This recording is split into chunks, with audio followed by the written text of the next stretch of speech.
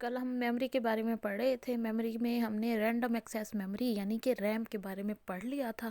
उसकी फर्दर दो टाइप्स भी हमने डिटेल से डिस्कस कर ली थी कि डायनामिक रैम क्या होती है और स्टैटिक रैम क्या होती है, दोनों के दरमियान फ़र्क क्या है और किस टेक्निक के तहत रैम बनी हुई है।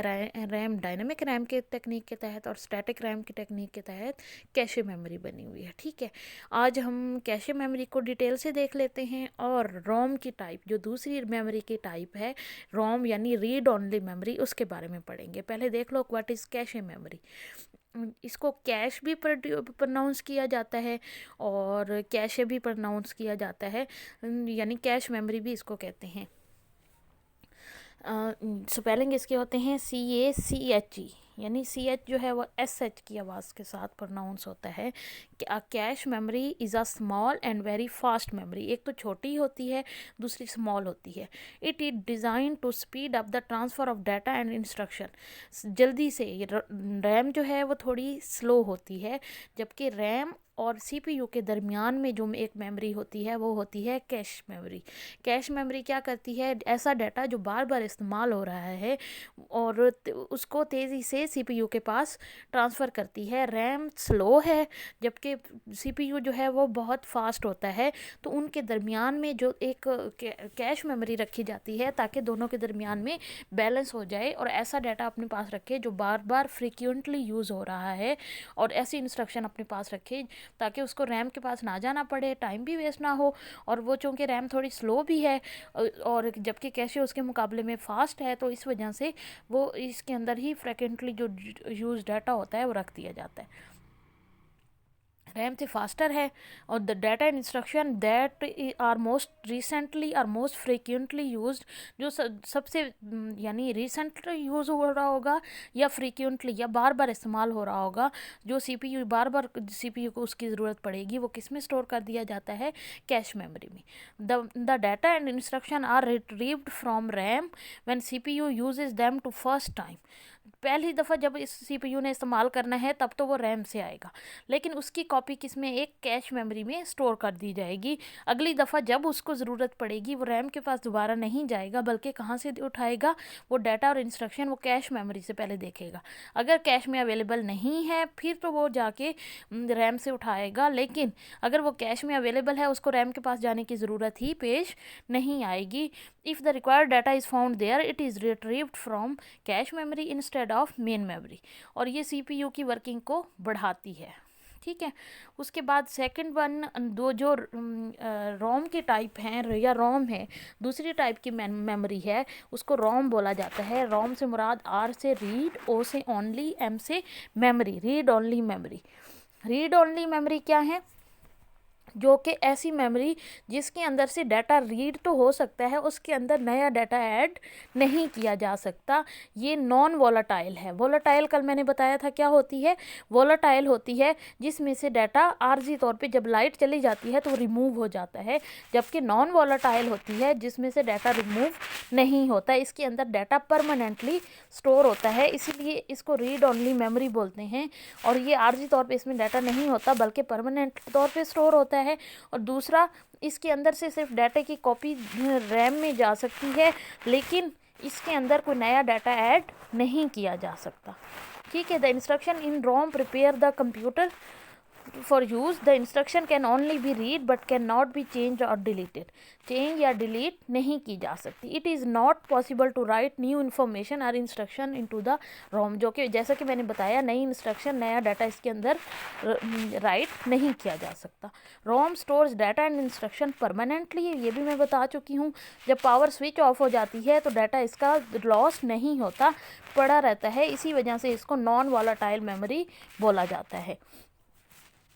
और रोम के अंदर स्टोर्ड इन्फॉर्मेशन कहाँ पे होती है, जिसने इसको बनाया होता है, जो मैन्युफैक्चरर होते हैं वो इसके अंदर इंस्ट्रक्शन रखते हैं, और जैसे ही कंप्यूटर ऑन होता है वो इंस्ट्रक्शन कॉपी होके रैम में चली जाती हैं, मेन मेमोरी में चली जाती हैं, कंप्यूटर की मेमोरी में चली जाती हैं और वो एग्जीक्यूट होती हैं। रोम की कितनी तरह की टाइप्स हैं, 3 तरह की, P ROM, EP ROM and double EP Rome.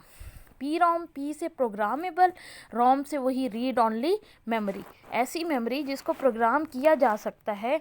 Initially जो है वो ब्लैंक होती है और मैन्युफैक्चरर जो है उसके ऊपर प्रोग्राम जो है वो राइट करता है स्पेशल डिवाइसेस के ज़रिए। ठीक है, user can write data and instruction on it only once. जो यूज़र होता है वो एक दफ़ा ही उसके अंदर डाटा या इंस्ट्रक्शन ऐड कर सकता है, यानी जो मैन्युफैक्चरर ने बनाया होता है वही, वो special if there is any error in writing instruction लिखने में कोई मसला हो जाए तो एरर जो है वो रिमूव नहीं हो सकती और वो चिप जो है वो अनयूजेबल हो जाती है। ठीक है, ईपी रोम में थोड़ा सा फ़र्क है, erasable programmable read only memory. P से वैसे ही प्रोग्रामेबल, ई से इरेजेबल, इसमें से इरेज किया जा सकता है। वो उसमें तो था ना कि एक दफ़ा उसने डाटा लिख लिया और उसके अलावा एक ही दफ़ा यानी उसके प्रोग्राम के ज़रिए लिख लिया, अगर लिखने में कोई गलती आ गई तो वो डाटा, वो चिप जो है आपके इस्तेमाल के काबिल नहीं रहती और एरर जो है वो आपका कभी भी रिमूव या इरेज नहीं किया जा सकता, जबकि इसमें इसके नाम से जाहिर है इरेज किया जा सकता है। यूज़र और मैन्युफैक्चरर जो है वो डाटा राइट कर सकता है और वो भी स्पेशल डिवाइसेस के ज़रिए। जब अगर राइट किए हुए डाटा में कोई एरर आ गया तो उसको स्पेशल डिवाइस के ज़रिए इरेज करके उसको दोबारा अल्ट्रावायलेट रेज के ज़रिए दोबारा नए सिरे से लिखा जा सकता है। ठीक है, ईपी यानी वो अल्ट्रावायलेट रेज के ज़रिए। डबल ईपी रोम क्या होता है? इलेक्ट्रॉनिकली इरेजेबल, यानी वो ईपी रोम में इरेजेबल है लेकिन अल्ट्रावायलेट के ज़रिए दोबारा उसको लिखा जा सकता है या उसे इरेज किया जा सकता है। डबल ईपी रोम में इलेक्ट्रॉनिकली तौर पे डाटा जो है वो इरेजेबल है और इसमें से बार बार डाटा इरेज भी किया जा सकता है और स्पेशल इंस्ट्रक्शन दोबारा लिखी जा सकती हैं और इजीली मॉडिफाई किया जा सकता है। और किसके ज़रिए? इलेक्ट्रॉनिक करंट के ज़रिए। ठीक है, ये कुछ डिफरेंस दिए हुए हैं एस रैम डी रैम के दरमियान, रैम और रोम के दरमियान और पी रोम और ई पी रोम के दरमियान। ठीक है, ये आपने डिफरेंस कर लेने हैं। ये आप लोगों का आज याद करने का कौन सा काम है? रोम और रोम की टाइप्स और उसके अलावा ये एस रैम डी रैम के दरमियान डिफरेंस, रैम और रोम के दरमियान डिफरेंस, पी रोम और ई पी रोम के दरमियान डिफरेंस और कैशे मेमोरी क्या होती है इसके दरमियान डिफरेंस। ठीक है, उसके बाद हम देखेंगे बस इंटरकनेक्शन के बारे में और बस की डिटेल के बारे में एंड देन हम पढ़ेंगे नेक्स्ट हम स्टोरेज डिवाइसेस के बारे में पढ़ेंगे, स्टोरेज डिवाइसेस के बारे में और रजिस्टर्स के बारे में। ठीक है, रजिस्टर्स के बारे में पढ़ के लास्ट में हम स्टोरेज डिवाइसेस के बारे में पढ़ेंगे। ये टॉपिक्स जो हैं वो आपने नहीं करने, ये जो आगे इंस्ट्रक्शन सेट है और ये है करेंगे भी तो बाद में करेंगे, अभी ज़रूरत नहीं है, या पोर्ट्स वाला टॉपिक करेंगे। उसके बाद हम आ जाएंगे ऑपरेटिंग सिस्टम पे, सॉफ्टवेयर की टाइप्स, मुख्तलिफ टाइप्स ऑफ प्रोग्रामिंग लैंग्वेज, ये सारे हमने करने हैं। लैंग्वेज ट्रांसलेटर्स और कंपाइलर इंटरप्रेटर के दरमियान डिफरेंस इस चैप्टर में बाकी सारी चीज़ें हमने करनी है, सिर्फ हमने इंस्ट्रक्शन सेट और उनके बारे में नहीं पढ़ना। और स्टोरेज डिवाइसेस जो है वो अलहदा से मैं आप लोगों को नोट्स प्रोवाइड कर दूंगी, वो आप लोगों ने स्टोरेज डिवाइस उसके प्रिंट में ले लेने हैं और आप लोगों ने स्टोरेज डिवाइसेस को डिटेल से कर लेना है। जिन बच्चों ने पीएम सीरीज़ की बुक ली हुई है उनमें तो स्टोरेज डिवाइसेस अवेलेबल होंगी, उनको नोट्स की ज़रूरत नहीं पड़ेगी। जिन बच्चों ने फर्स्ट ईयर की बुक ली हुई है उनको स्टोरेज डिवाइसेस की ज़रूरत पड़ेगी, उनके नोट्स मैं आपको प्रोवाइड कर दूँगी और ज़्यादा लंबे नोट्स नहीं होंगे, 2-4 पेजेस पे होंगे। ठीक है, तो आपने वही सिंपल स्टोरेज डिवाइसेस कर लेनी है। इंशाल्लाह नेक्स्ट लेक्चर में आप लोगों को नए फर्दर पोर्ट्स के बारे में, रजिस्टर्स के बारे में और उसके अलावा बस इंटरकनेक्शन के बारे में पढ़ाऊंगी। छोटे छोटे हैं, इतना ज़्यादा बड़े नहीं हैं, इसलिए ये 3 टॉपिक इंशाल्लाह मंडे को मैं आपको करवा दूंगी। और आप लोगों ने अब तक इस चैप्टर में से जितना पढ़ा है उस सारे को, कल संडे है, उस सारे को आप लोगों ने अच्छी तरीके से प्रिपेयर कर लेना है। ठीक है।